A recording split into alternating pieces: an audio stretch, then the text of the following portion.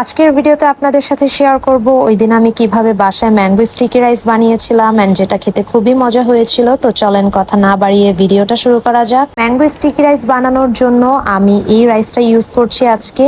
আর প্রথমেই হচ্ছে এখানে 250 গ্রামের মতো আমি রাইস নিয়ে নিয়েছি। দেন হচ্ছে পানি দিয়ে ভালো করে এই রাইসটাকে 2 থেকে 3 বার ওয়াশ করে নিতে হবে যতক্ষণ না পর্যন্ত প্রপার ক্লিন হয়ে যায়। তো এখানে মোটামুটি আমি 2 থেকে 3 বারের মতো ওয়াশ করেছিলাম। এদিকে আমার রাইসটাও প্রপার ক্লিন হয়ে গেছে।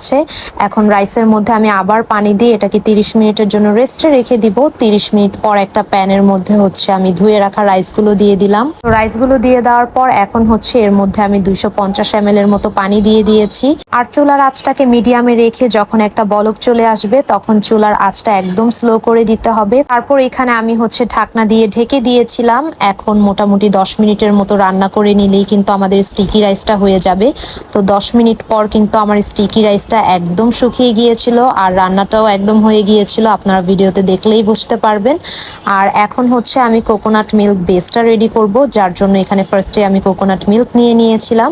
এখানে আমি 250 ml এর মতো কোকোনাট মিল্ক নিয়েছিলাম। তারপর এখানে আমি 250 গ্রামের মতো চিনি দিয়েছিলাম এন্ড একটু স্বাদ মতো লবণ দিয়ে দিয়েছিলাম। আর এখন গ্যাসটা অন করে আমি কিছুক্ষণ জাল করে নিব যতক্ষণ না পর্যন্ত চিনিটা গলে যায়। চিনিটা গলে গেলেই কিন্তু আমাদের কোকোনাট মিল্ক বেসটা রেডি হয়ে যাবে। চিনিটা আমার আরেকটু অল্প ব্যবহার করা উচিত ছিল, যেহেতু ফার্স্ট টাইম ছিল আমি বুঝতে পারিনি, একটু বেশি মিষ্টি হয়ে গিয়েছিল। আপনারা চিনিটা আরেকটু অল্প ইউজ করতে পারেন। আর কোকোনাট মিল্ক বেসটা গরম থাকা অবস্থায় হচ্ছে রাইসের মধ্যে দিয়ে দিতে হবে। তো এখন আমি হচ্ছে রাইসের সাথে কোকোনাট মিল্কের বেসটা একটু নেড়ে চেড়ে মিক্সড করে নিচ্ছিলাম। তো কিছুক্ষণ মিক্সড করার পর এটাকে আমি 10 মিনিট রেস্টে রেখে দিয়েছিলাম এভাবে। আর এখন হচ্ছে এই প্রি র্যাপটা দিয়ে আমি র্যাপ করে নিব এন্ড এটাকে মোটামুটি আমি 45 মিনিট থেকে 1 ঘন্টার মতো রেস্টে রেখে দিব। তো এখানে আমি প্রি র্যাপটা দিয়ে ভালোভাবে হচ্ছে র্যাপ করে নিচ্ছিলাম। আপনারা চাইলে ফ্রিজেও রাখতে পারেন, বাট আমি এভাবে নর্মালি রেখে দিয়েছিলাম। আর এদিকে হচ্ছে আমি আম কেটে নিচ্ছিলাম। বাসায় হচ্ছে আমাদের আম রূপালি ছিল, তো ওইটাই হচ্ছে আমি একটু স্লাইস করে কেটে নিচ্ছিলাম ডেকোরেশনের জন্য।